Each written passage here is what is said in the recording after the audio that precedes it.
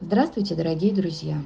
Массовые отравления, как правило, начинаются в конце зимы, когда бездомные животные наиболее уязвимы. Пережив испытания морозами, иногда это более минус 50-60 градусов, часто с едва заживающими обморожениями, обессиленные от голода, когда в заснеженном, застывшем городе не найти даже черствого куска хлеба, эти почти тени, дожившие до конца зимы, потеряв осторожность, берут найденное угощение. И через пару часов они уже бьются в страшных конвульсиях на обочинах дорог, тротуарах, во дворах. Вот такая же очередная волна началась в Якутске несколько дней назад. Каждый день в чатах и в пабликах стали появляться сообщения об очередных отравленных собаках, часто с видео. И число таких сообщений увеличивается по нарастающей.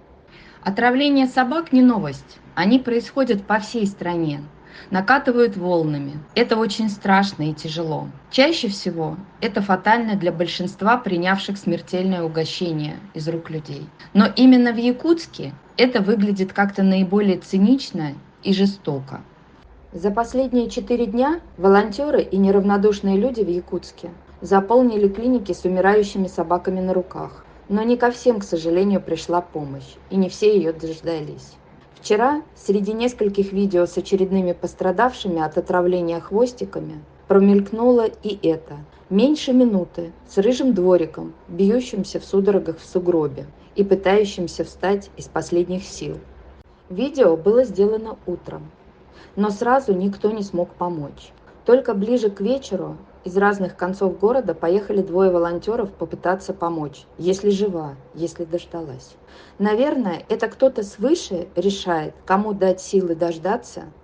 Более 12 часов отравленная собака прождала помощь. И дождалась, в клинику успели довести, но самые большие потрясения ждали впереди. Это просто чудо, что собака не погибла до приезда волонтеров.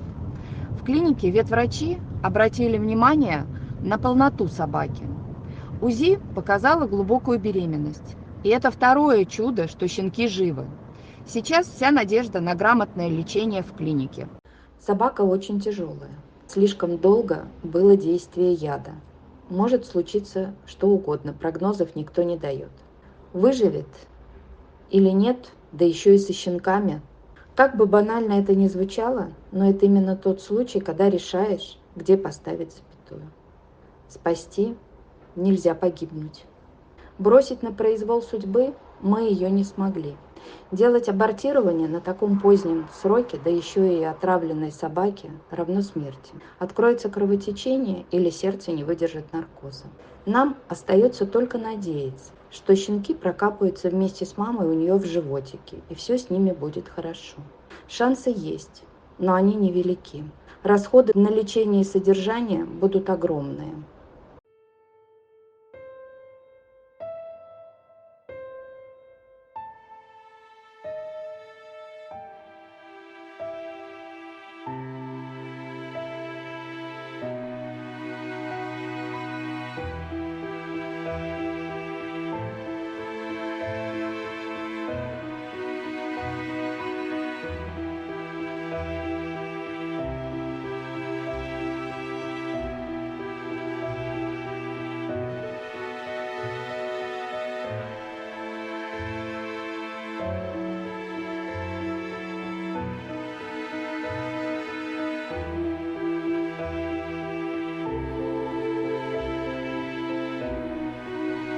Без вашей моральной и материальной поддержки нам не справиться.